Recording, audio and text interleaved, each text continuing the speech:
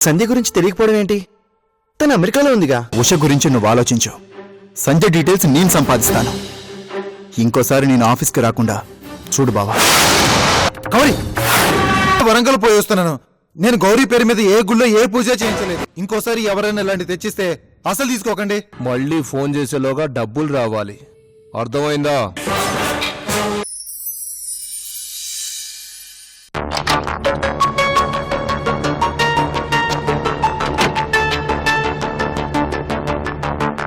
సంజయ్,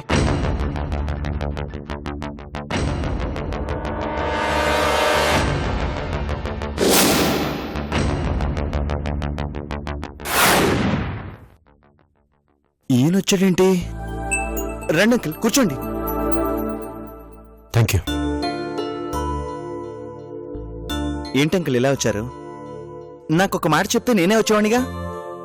మీరింత దూరం కష్టపడి రావడం ఎందుకు? నీతో మాట్లాడదామని వచ్చాను. దేని గురించి? చూడు సంజయ్, మీ నాన్నకి నాకు ఉన్న అనుబంధం ఈ రోజుది కాదు. మమ్మల్ని అందరూ కృష్ణార్జునులు అనేవారు. అలాంటిది మా ఇద్దరి మధ్య ఈరోజు ఒక పెద్ద సమస్య వచ్చింది. ఆ సమస్యకి పరిష్కారం తెలియక ఇద్దరం మౌనంగా ఉన్నాం. ఆ సమస్యని నువ్వే పరిష్కరించాలి. నేనా? అవును, ఎందుకంటే సమస్య మీది.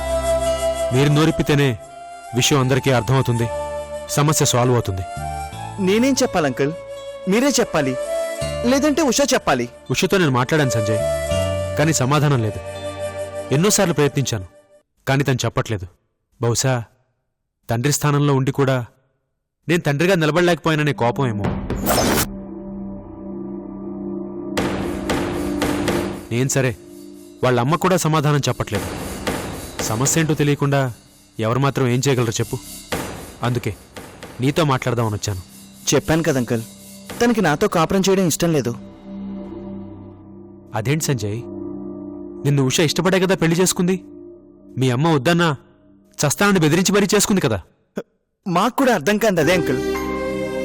లేదు, మీ ఇద్దరి మధ్య ఏదో జరిగింది. మీరిద్దరూ ఆ విషయాన్ని దాస్తున్నారు. నాతో చెప్పు సంజయ్, ప్రాబ్లం నేను సాల్వ్ చేస్తాను. నిజంగా సాల్వ్ చేస్తారా? నిజంగా సాల్వ్ చేస్తాను. చెప్పు, ఎందుకు మీరిద్దరూ ఎడమొహం పెడమొహంగా ఉంటున్నారు? ఎందుకంటే ఏం చెప్పను అంకుల్, నాకే చెప్పడానికి చాలా ఇబ్బందిగా, అసహ్యంగా ఉంది. ఏంటా విషయం? తనని ఇష్టపడక ముందే రాఘవని ఇష్టపడింది. తనని పెళ్లి చేసుకోవాలనుకుంది. మీకు గుర్తుందా అంకుల్? అవును, వాడు అలాంటి వాడో తెలిసేవాడిని కాదనుకుంది. ఈ విషయం అందరికీ తెలిసిందే కదా. కానీ మీకు తెలియని ఒకటి ఉంది అంకుల్, తన మనసులో ఇంకా రాఘవ మీద ప్రేమ ఉంది.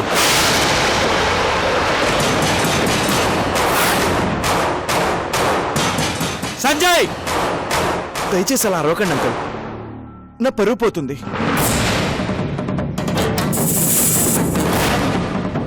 ఓ మగాడి లాంటి విషయాలు బయటికి చెప్పుకుంటే ఎంత పరువు తక్కువో మీకు తెలియదు అంకుల్. ప్లీజ్.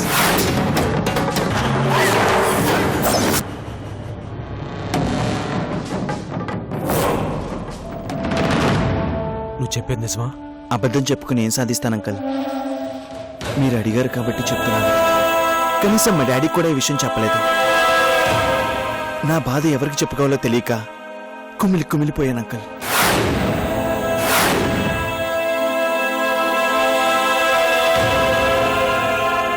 అప్పటికి ఈ విషయం బయటికి రాకుండా చాలా మేనేజ్ చేశాను.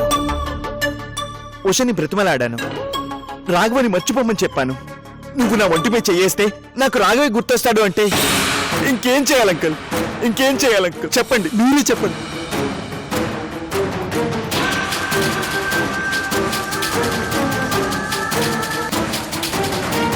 సంజయ్, ఊరుకో, బాధపడకు. లేదంకల్, ఈ విషయం నేను చెప్పకూడదు. మీరు మర్చిపోండి. అనవసరంగా ఒక ఆడపిల్ల జీవితం మీద ఒక అపవాదు వేసిన వాడిని కాకూడదు. ఇప్పుడే కాదు, ఎప్పుడు ఉషకి నా మీద ప్రేమ కలిగితే అప్పుడే తనతో కాపురం చేస్తాను. మీరు వదిలేయండి అంకుల్. అసలు ఇక్కడేం జరగలేదు, మీరేం వినలేదు. వదిలేయండి. ఎందుకు వదులుతాను సంజయ్? వదలను. అంకుల్,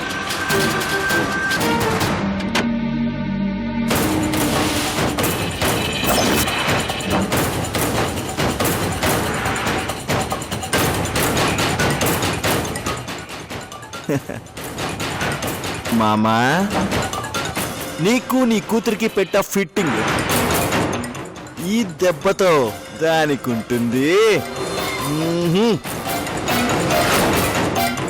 ఉషా ఉషా ఉషా ఉషా ఏంటి డాడీ?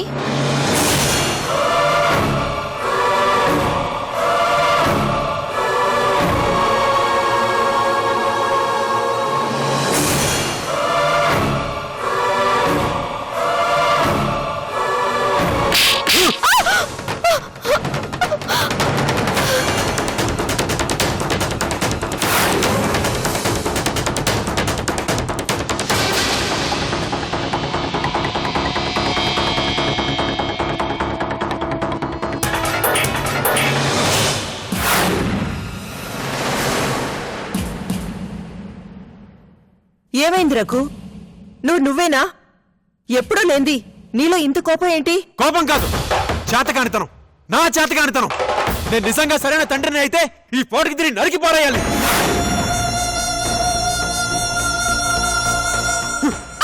ఆగు రఘు, ఏంటి ఆవేశం? ఆవేశం కాక ఇంకేంటి? ఇన్ని రోజులు ఇది భర్తతో ఎందుకు కాపురం చేయట్లేదా అనుకున్నాను. ఇది చెప్పకపోయినా సంజయ్ గారు చెప్పాడు. ఏం చెప్పాడు? రాఘవని మర్చిపోమని చెప్పాను. నువ్వు నా ఒంటిపై చెయ్యేస్తే నాకు రాఘవే గుర్తొస్తాడు అంటే ఇంకేం చేయాలి అంకుల్?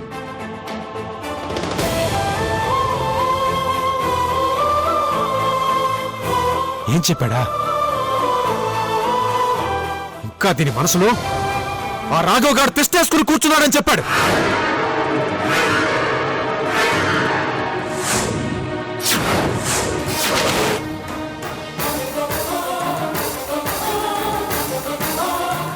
అసలు సిగ్గుందా నీకు?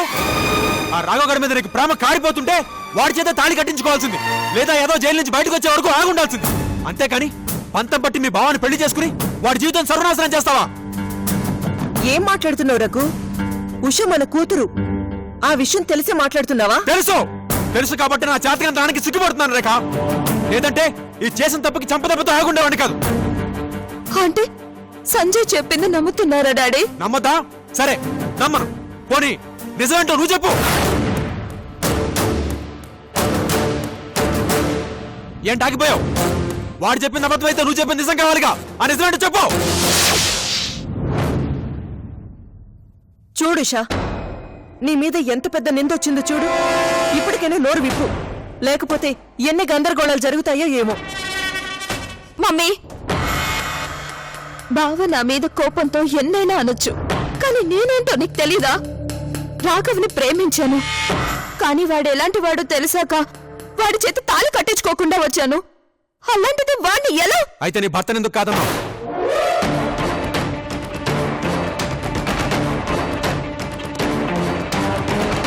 నీ మౌనమే చెప్తోంది నువ్వేంటో. ఇప్పుడు దొరికిపోయేసరికి అబద్ధం ఆడుతున్నావు.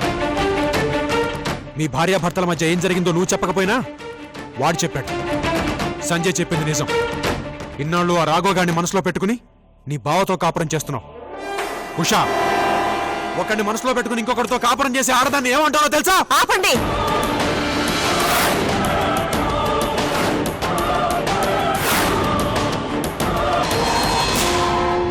ఏం మాట్లాడుతున్నావు రఘు? అంటే నా కూతురు వ్యభిచారాన్ని నువ్వు మాట్లాడేది? నేనే కాదు, దీని మొగుడు కూడా అదే మాట అంటున్నాడు. వాడెవడండి తప్పుగా మాట్లాడడానికి? వాడే కాదు, నువ్వు కూడా దాని గురించి తప్పుగా మాట్లాడితే ఊరుకునేది లేదు. నీకేం తెలుసని నువ్వు దాని గురించి మాట్లాడుతున్నావు? అది పుట్టినప్పుడు నువ్వు లేవు. దాన్ని కని 22 ఏళ్లు పెంచింది నేను. నాకు తెలీదా నా కూతురేంటో?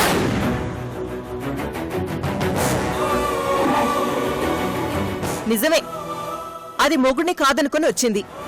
నిజం చెప్పట్లేదు. దానికేదైనా అనండి, అంతేకాని దాని మనసులో అలాంటి ఆలోచన ఉంది అంటే నేను నమ్మను.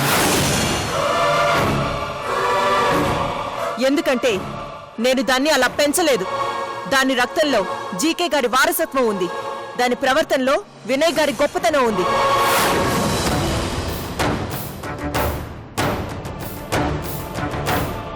నిజమే, నేను దీన్ని పెంచలేదు, ఒప్పుకుంటాను రేఖ.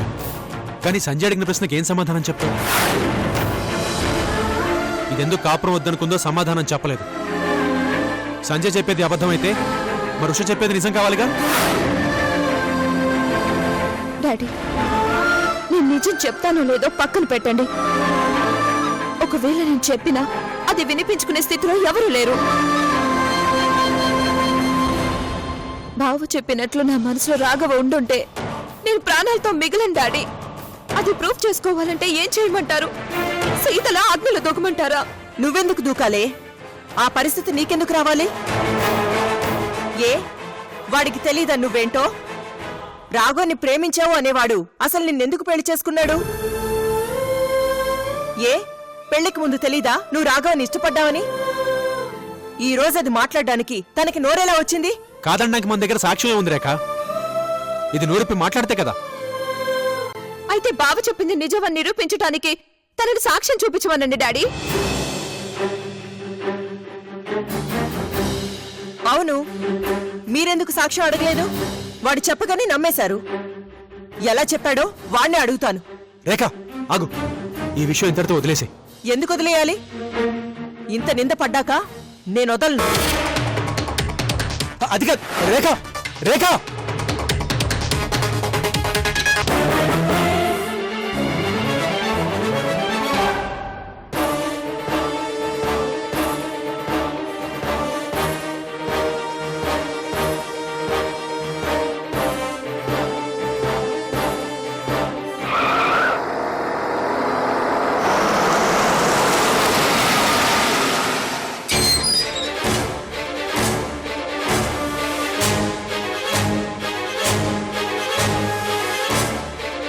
సంజయ్, సంజయ్,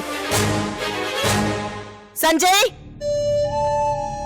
సంజయ్,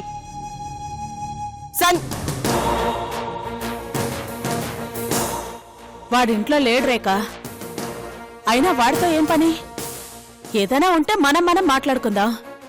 పిల్లల్ని ఇందులోకి లాగద్దు. అవునా?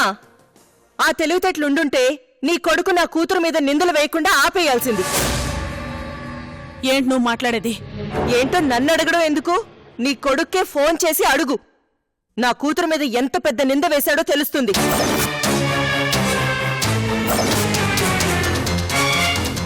అసలు ఎవరి గురించి మాట్లాడుతున్నావో ఏం మాట్లాడుతున్నావో అర్థమవుతోందా నీకు? మాట్లాడితే నీ కొడుకు అంటున్నా? ఏ వాడు నీ అల్లుడు కాదా? అల్లుడన్న మర్యాద అసలు నీకెలాగూ లేదు. కనీసం నీ మేనల్లుడనే ప్రేమైనా ఉందా? నేనల్లుడు అన్న హక్కు ఉంది కాబట్టే వాడు మాట్లాడింది ఎంతవరకు కరెక్టో అడుగుదామని వచ్చాను. అంతేకాని సంజయ్కి అత్తగా రాలేదు. ఈ ఇంటికి ఆడపడుచుగా, వాడికి మేనత్తగా నా కూతురు మీద ఎందుకు నోరు పారేసుకున్నావని అడుగుదామనే వచ్చాను. అంత తప్పు వాడేం చేశాడు? ఏ నింద వేశాడు? ఏంటా? నా కూతురికి ఆ రాఘవ్ గాడి మీద మనసుందంట. అందుకే సంజయ్తో కాపురం చేయడం లేదంట. తను మాట్లాడాల్సిన మాటలేనా అవి? అలా అని నిరూపించగలడా? ఏ ఆధారంతో ఈ మాటలు మాట్లాడాడు? ఓ ఆడపిల్ల గురించి అంత నీచంగా ఎలా మాట్లాడగలుగుతున్నాడు? ఓ అయితే ఇదా అసలు విషయం? ఇందుక వాడితో కాపురం చేయకుండా తప్పించుకుంటోంది.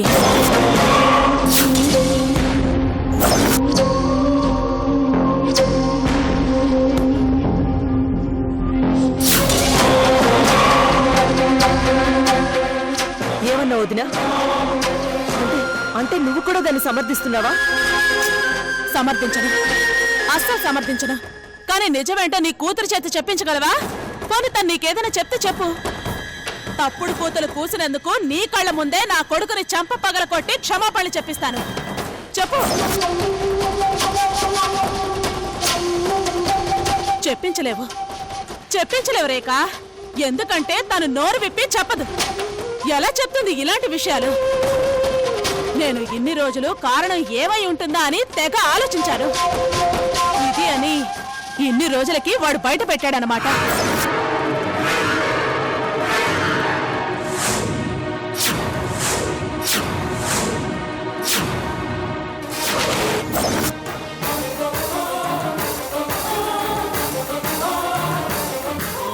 ఎంత తేలిగ్గా అనేసావు వదినా.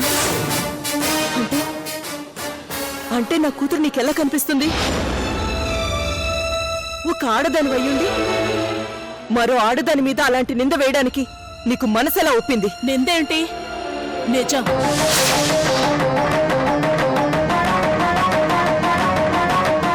అది అబద్ధమని ఎలా అనుకుంటున్నావు? తల్లిగా నీకు చెప్పడానికి భయపడిందేమో, కానీ అలాంటి అభిప్రాయం ఏదైనా ఉంటే నాకు చెప్పాల్సింది.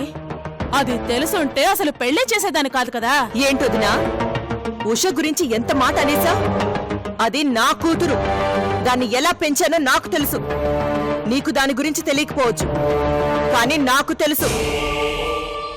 ఏమన్నా రాఘవ్ మీద మనసుండుంటే నీతో చెప్పాల్సిందా? నిజంగా దానికి అలాంటి ఉద్దేశమే ఉండుంటే నువ్వు చీపో అన్నా వినకుండా నీ ఇంటి ముందు ఎందుకు ఏడుస్తుంది? నిన్నొప్పించి పెళ్ళెందుకు చేసుకుంటుంది? ఆ రోజు నువ్వు ఒప్పుకోకుండానే ఈ పెళ్లి జరిగిందా? ఈ రోజు అవకాశం దొరికిందని అంటున్నావే. రాఘవ్ని పెళ్లి చేసుకోవాలనుకోవడం, వాణ్ణి కాదనుకోవడం నీకు తెలీదా? ఏం దాచిపెట్టింది నీ దగ్గర? ఆ రోజు రాని అనుమానం, ఆ రోజు లేని అభ్యంతరం ఈ రోజు ఎందుకొచ్చాయి? ఎందుకంటే నీ కూతురు నా కొడుకు కాపురం చేయట్లేదు కాబట్టి. పెళ్లి చేసిందెందుకు? ఎవరికి వాళ్లుగా బ్రతకడం కోసమా? తాను సంజయ్తో బాగుండుంటే ఇదే మాట వాడు వాగితే వాడి పళ్ళు రాలగొట్టుండేదాన్ని. కాని ఇప్పుడు నమ్మాల్సొస్తోంది.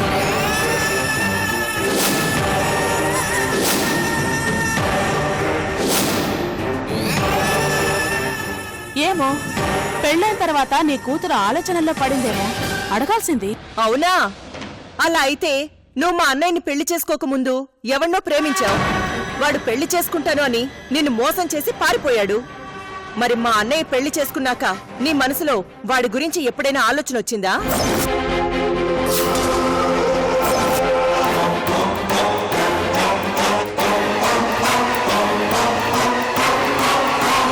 అలా ఏదైనా ఉంటే చెప్పు అని మా అన్నయ్య కాని నేను కాని ఎవరమైనా అడిగామా? ఆ రోజు నిన్ను అడిగిన అనుభవం ఉండుంటే ఈ రోజు నా కూతుర్ని నేను అడిగేదాన్ని.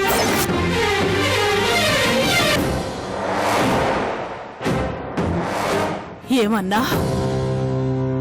నా గురించి తప్పుగా మాట్లాడావు కదూ? నా కూతురు గురించి అనొచ్చా?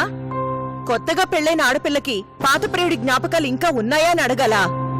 హ, ఇంకా నయం, నువ్వు శీలవతివా కాదా అని అడగలేదు. నువ్వు కాబట్టి తను వర్జినా కాదా అని టెస్ట్ చేయించావు. ఆ పనులు నేను చేయను.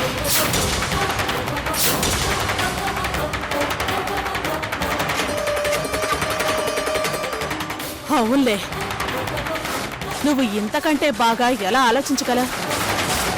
నా గురించి మాట్లాడే ముందు నీ గురించి నువ్వు ప్రశ్నించుకుంటే చాలా బాగుండేది. అక్కడికి నువ్వేదో గొప్ప మనిషివైనట్టు నా మీద వేలెత్తి చూపిస్తున్నావు. నీ పెళ్లి ఏ పరిస్థితుల్లో జరిగిందో నాకు తెలియదనుకుంటున్నావా?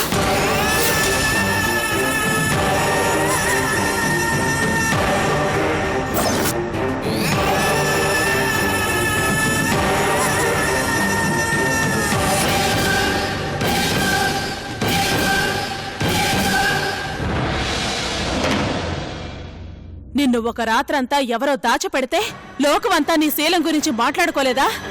నిన్ను పెళ్లి చేసుకోవడానికి ఎవరూ రాకపోతే రఘు చేత నువ్వు తాళి కట్టించుకున్నావు. మరి దానికేమంటావు?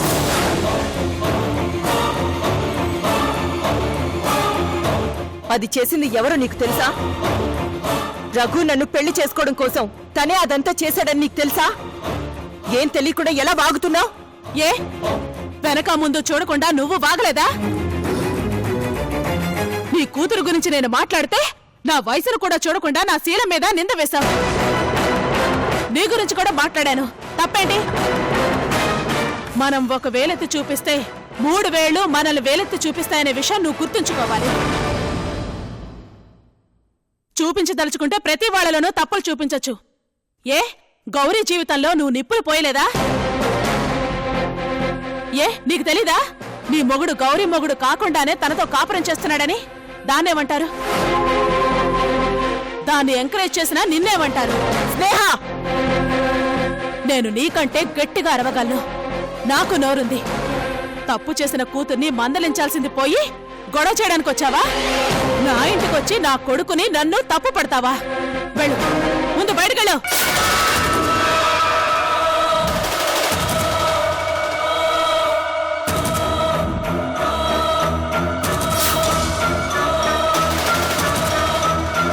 వెళ్తాను. ఇన్ని మాటలు అన్నాక నేను నీ ఇంట్లో ఉండాల్సిన కర్మ నాకు పట్టలేదు. తప్పు చేసింది నేనే. నిన్ను పెళ్లి చేసుకోమని అన్నయ్యకి చెప్పి తప్పు చేశాను.